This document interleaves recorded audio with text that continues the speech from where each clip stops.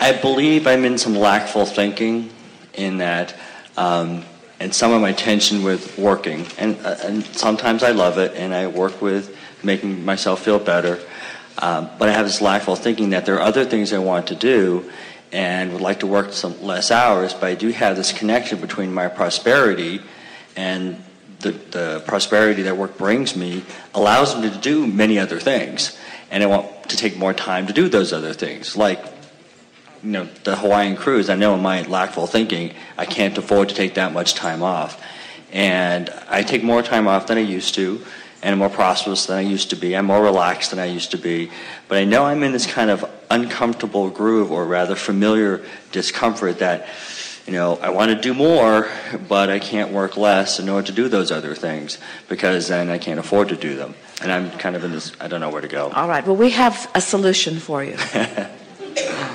And it's going to make a lot of sense to you. And it's going to take any of you who are interested in prosperity, financial abundance, into a new place of understanding. Yesterday we said that while it is possible to develop skills and find a place in the workplace where you can earn some money as a result of the time you are spending at your work, it's possible to establish a relationship between what I'm doing and what I'm earning. People all over the planet are doing it. But in approaching prosperity in that way, even the most successful of doers and earners are earning minuscule, paltry. So another way of saying that is, when you are acting to create abundance, it is limited, really limited. When you are leveraging through thought and energy flow, now it is unlimited. So we've talked a lot over time about finding something you like to do and lining up with it. And we've talked about taking money out of the equation.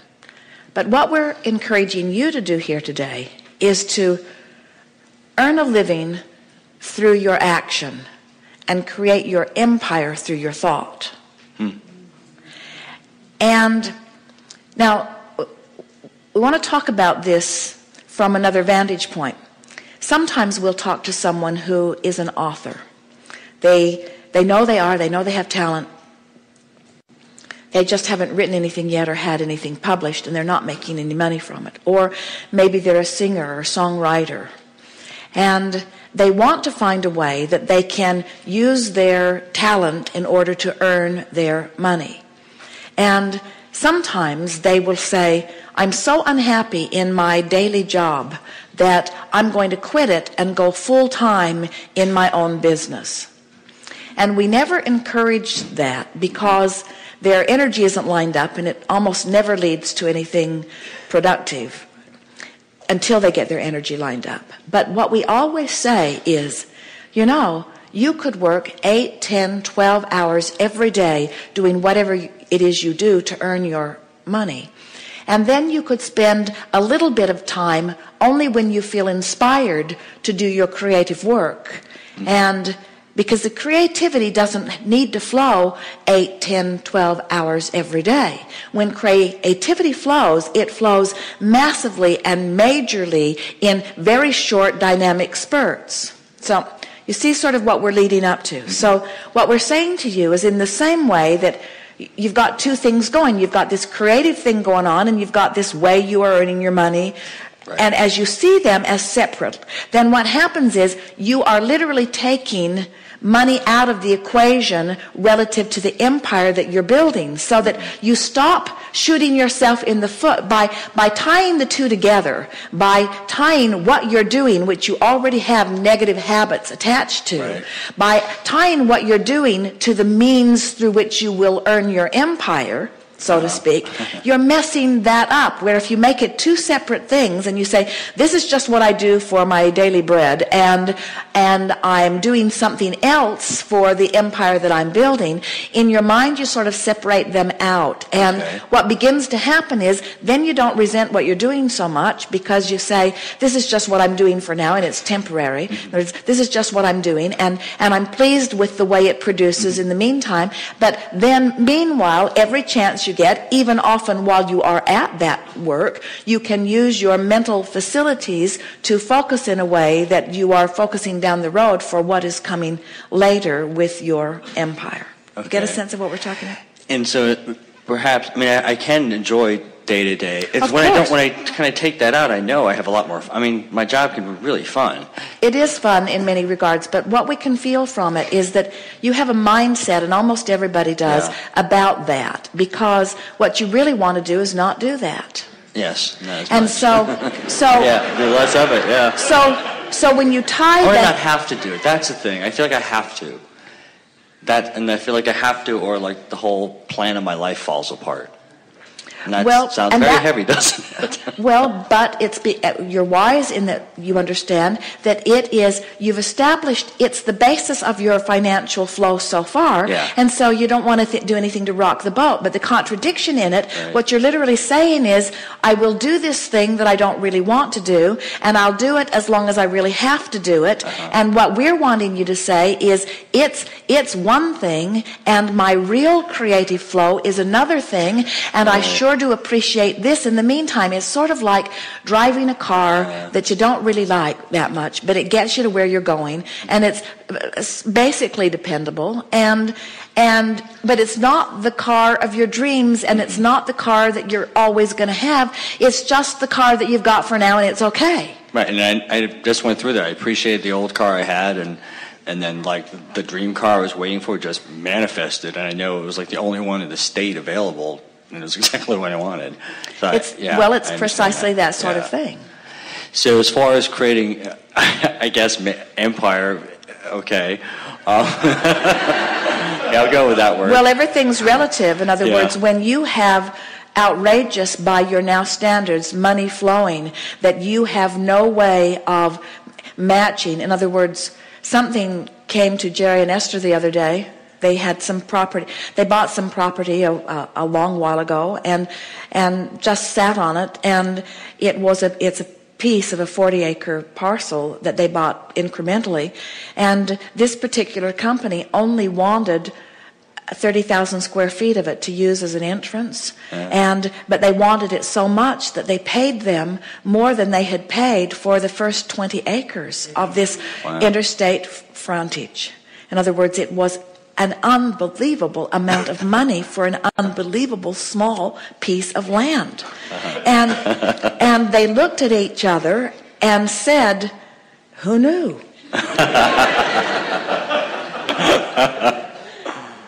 And if they, from their former, even from the time that they purchased that land, which was about 10 years ago, when they purchased that land, even in their wildest dreams, they did not imagine that.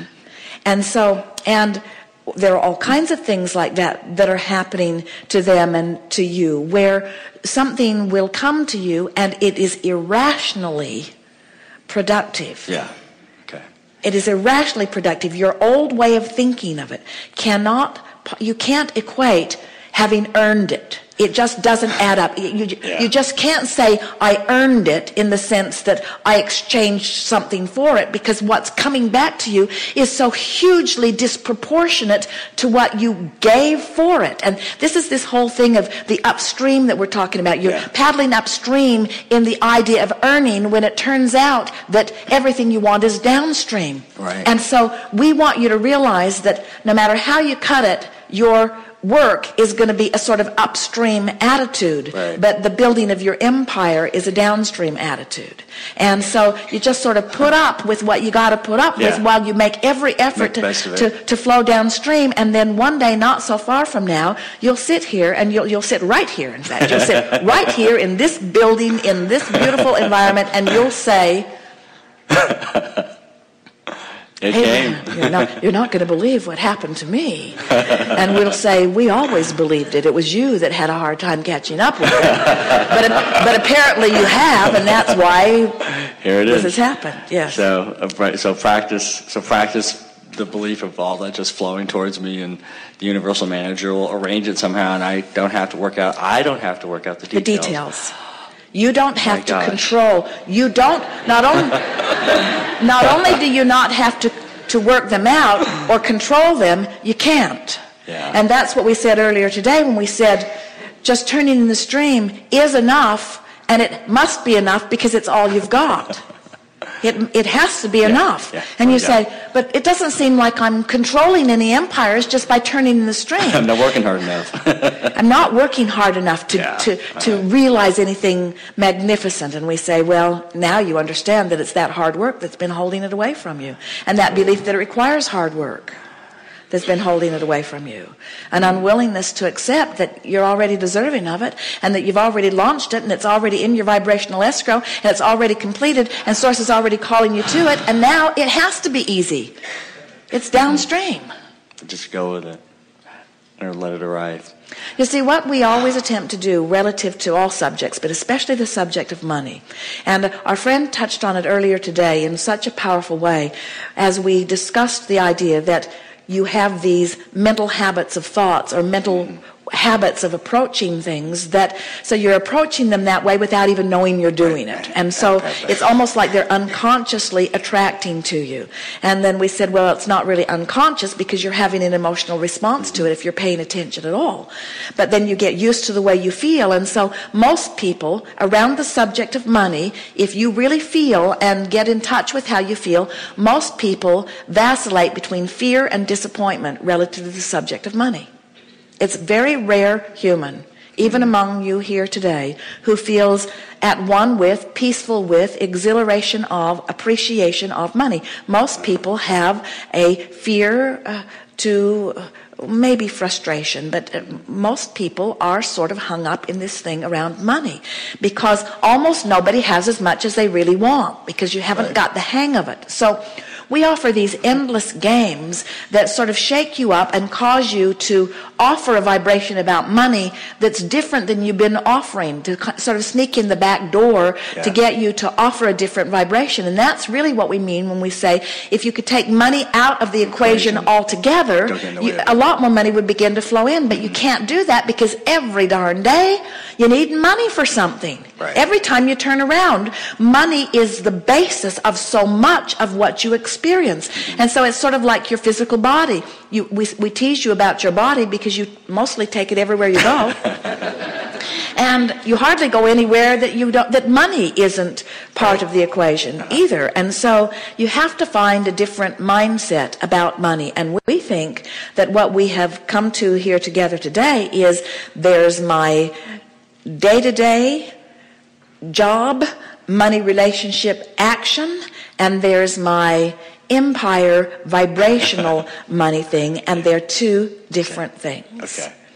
And if you will approach them as two different things, you will stop shooting the one in the foot with the other. Right. And the better I feel with the day-to-day thing, the more I'm heading in the stream towards the good feeling empire. Of course. The better you feel about everything, the better it goes. Right. But sometimes it's a nice bridge to say, I've got this job that doesn't have anything to do with the magnificent money that is flowing to me. And I don't have to figure out how to make this equal this, because they're two different subjects. Okay. Because one, I got started when I believed in the action orientation, so much money, so much work for so much money. And now I'm on a different track, my foot in the other world, and understanding it's about vibration, and my fortune's already been amassed, and the kind of money I'm looking for, they don't pay you to do what I'm doing. Right. It's got to come in another way. And will. Meanwhile, isn't it great that this money is coming? And isn't it great that more money still can come that way? But isn't it great that I don't have to fix that? It's not broken. I got another thing going on. It's sort of like, here's another analogy. It would be like having a piece of rental property that you own that you fixed up to a certain extent, but it really doesn't amount to much. It looks pretty good, but it's in a really undesirable place. And you're already getting top dollar from it.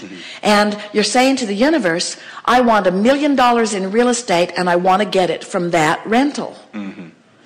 And your logic tells you, I don't care how much you want $1 million in real estate, you're not going to get it from that rental.